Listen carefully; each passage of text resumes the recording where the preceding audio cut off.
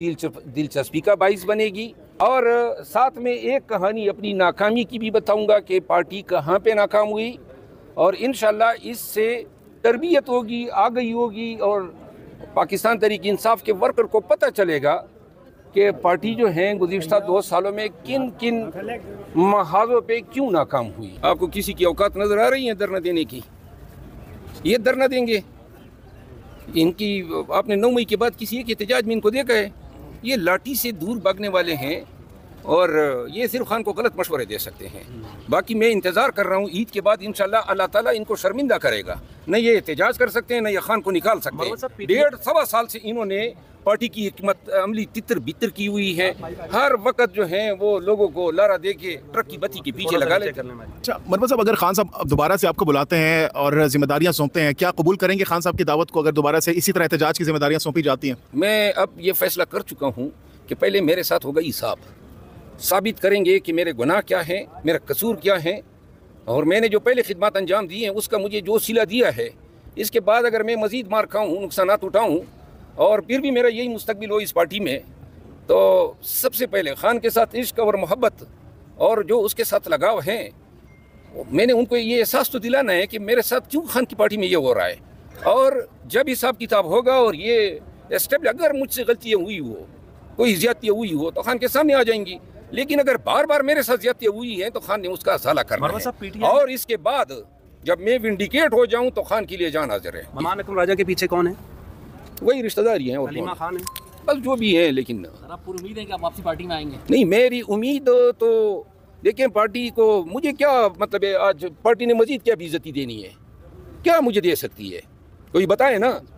बेतौकीरी होती है ना, गालियाँ गलोच मुझे मिल रही है, तो लिहाजा मेरी कोई मिन्नतें नहीं है। मेरी ज़रूरत होगी इनको, गिलगित बल्तिस्तान में इन्होंने इलेक्शन लड़ने हैं, आप सबकी नज़र में कोई है वहाँ जाने के लिए? ये एहतजाज ईद के बाद करें ना, करके दिखाएं। 3 माह के लिए मैंने बाइकाट किया हुआ है। जब और ख़ान को इन्होंने बताया था कि जी अब हम क्राउड पुलर भी हैं और हम एहतजाज भी कर सकते हैं, तो लिहाजा जब इनकी गुब्बारे से ये हवा निकलेगी तो तब यही खान को कहेंगे कि जी आप बुलाएं। ये बताइएगा सर, इमरान खान किसी की बात सुनते भी हैं? ये जो उन्होंने मशीर वजीर जो साबका रखे हुए हैं, या वो अपनी कहते हैं नहीं मुकाबला करना है? और ये वक्त में तो खान साहब जो हैं वो सही फैसला नहीं कर सकते हैं, क्योंकि कानापूसियाँ हैं, कुसर हैं, और गैबतें हैं, चुगलखोरियाँ हैं, और उनकी महदूद रसाई है इंफॉर्मेशन तक।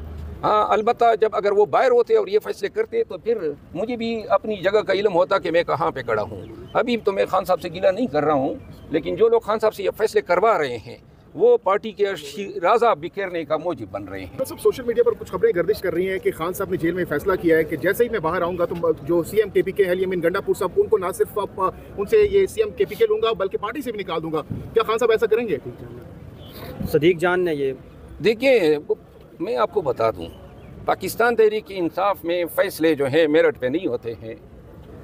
अगर आप में से कोई बता दे कि एक फ़ैसला मेरिट पे हुआ हो, सलमान अकरम राजा जो है उसने कौन सा इलेक्शन कमीशन में इम्तिहान दिया था कि सेक्रेटरी जनरल बन गया?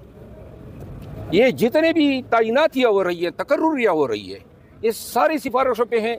पार्टी पंजाब में तंजीमी तौर पे न होने के बराबर है, बलूचिस्तान और सिंध का हाल यही है। कभी किसी ने कोशिश की कि वहाँ पे ऑर्गेनाइजेशन को दोबारा जो है मुतहर्रिक करे, कभी किसी ने ये कोशिश की कि पार्टी जो है उसमें साफ शफाफ इलेक्शन हो।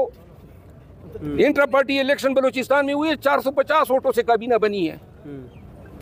कभी आप लोगों ने आज तक देखा है कि हमारी पार्टी में इंटर पार्टी इलेक्शन में कहीं कंपटीशन हुआ हो?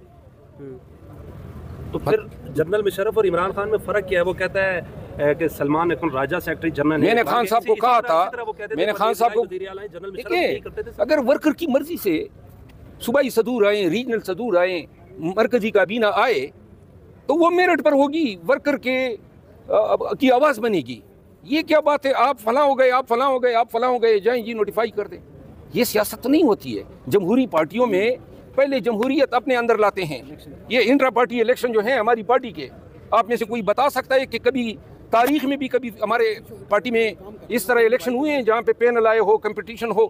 करोड़ों लोगों ने वोट दिया है, करोड़ों लोगों ने वोट दिए हैं, लेकिन इंटर पार्टी इलेक्शन में कितने वोट पड़ते हैं? 1200। ये बताएं, आपने मेरिट और सिफारिश की बात की, तो अली अमीन गंडापुर साहब किसकी सिफारिश पे वज़ीर आला लगाए? अली अमीन गंडापुर जो है वो अपने मेरिट के बलबूते पर आया। 6-7 एहतजाज किसने किए? ये जो अभी नहीं मेरठ पे है तो खान साहब को फिर पसंद क्यों नहीं है उनकी कारकर्दगी? बाद में कुछ लोगों को नापसंद हो गया। इस तरह ख्वाजा आसिफ साहब कहते हैं कि पीटीआई की लीडरशिप जो है वो आधी से ज़्यादा कंप्रोमाइज़ है, तो हैं ऐसे लीडर कंप्रोमाइज़ पीटीआई में? यार मैं ऐसे इल्ज़ामात की तईद नहीं करता हूँ, क्योंकि जहाँ तक चंद लोगों के बारे में तो सवाल हो सकता है, लेकिन आधे से ज़्यादा लीडरशिप ऐसी बात नहीं है। बुज़दिल है, निकम्मे हैं, कमज़ोर हैं, नाआल है, लेकिन कंप्रोमाइज़ के बारे में नहीं कहता। क्या देखें मगर साहब ये बताएं खान साहब को कब तक रिहा होता देख रहे हैं आप? क्या कहा? खान साहब को कब तक रिहा होता देख रहे हैं आप? ये सवाल तो आप उनसे पूछो ना जिन्होंने खान की रिहाई का ठेका लिया हुआ है। नहीं, आपने भी तो कोशिशें की हैं। मुझे तो खान की रिहाई के लिए कोई कोशिश नहीं करने दी गई। 11 अप्रैल 2024 के बाद आपको इल्म है मुझे साइडलाइन किया गया है, और 11 अप्रैल तक जो मैंने एहतजाज किए इसके बाद मुझे कोई जिम्मेदारी नहीं दी गई। इसके पीछे मुहर्रक ये हैं कि खान की जो नज़रबंदी है उसको तवालत दिया शेर जाए। अब्दुल मरवा ट्वीट करते हैं कि मुल्तान की रोड बड़ी अच्छी बन गई है, तो पीटीआई इतनी नफरत करती है, रोड की तारीफ करती है। अगर मरवा साहब कहते हैं एफएड का इंटरचेंज अच्छा बन गया या सरीना का बन गया, तो इतनी नफरत है सर, अप्रिशिएट भी नहीं करते किसी को सर। बात यह है कि जो सियासी रवैये हमने अपनाए हुए हैं, जब मरियम नवाज़ के होटल पे दरवाज़ा तोड़वाया था कराची में, तोड़वाया जाता है, जब मियां नवाज शरीफ साहब की मरहूमा जो बीवी थी उनके जनाजे पे आप इतने संगदिल हो जाते हैं कि आप जो है मुलाकात की रसाई नहीं देते हैं। जब ख्वाजा आसिफ खान अब्बासी, राना सनाउल्लाह, साद रफ़ीक जैसे लोगों पे आप इस दुनिया को जहन्नम बना लेते हैं और फिर ये भी कहते हैं कि कोई इस पे आवाज़ न उठाए। मैं हर दौर में जिस इंसान पे जुल्म होगा आवाज़ उठाऊंगा, चाहे किसी को अच्छा लगे किसी को बुरा लगे। मैं एक वकील पहले हूँ, बाद में कोई सियासी कारकुन हूँ। मेरे लिए एहतराम आदमियत और इंसान के बुनियादी हकूक़ सबसे अफजल हैं, और मैं सियासी अनात की वजह से किसी शख्स पे ढाए गए जुल्म को मैं इंसाफ नहीं कह सकता। मरवा साहब ये बताइएगा कि जो आप व्लॉग करेंगे, यूट्यूब पे अपलोड करेंगे, यूट्यूब की इनकम किस मकसद के लिए इस्तेमाल करेंगे? आपको दूंगा। मरवा साहब ये बताएं, मिशाल यूसुफजई के हवाले साहब ने एक बयान दिया कि उसको अली अमीन गंडापुर को नुकसान देने के लिए लगाया गया था। मिशाल यूसुफजई ने जो बयानात दिए ख़ुसूसन 26 नवंबर के बाद, वो बयानात दुरुस्त नहीं थे। उससे पार्टी की और सीएम की और केपी गवर्नमेंट की सुबकी हुई। उन्होंने बयान दिया कि जी बुश बीबी को अगवा करने की कोशिश की गई, ये गलत था। और ये बयान कि जी बुश बीबी को अकेला छोड़ा गया, ये कहाँ से दुरुस्त था? क्यों इस तरह के बयानात दिए गए? सबसे अहम बात यह है, कोई पीटीआई में सवाल क्यों नहीं उठाता है कि जब संगजानी का ऑप्शन था तो हम डी चौक क्यों आए? इस पे एहतसाब क्यों नहीं होगा? ये जो लोग मर गए FIR भी न करा सके, और आगे से जो हैं उनके ख़ानदानों को जवाब तो देना होगा।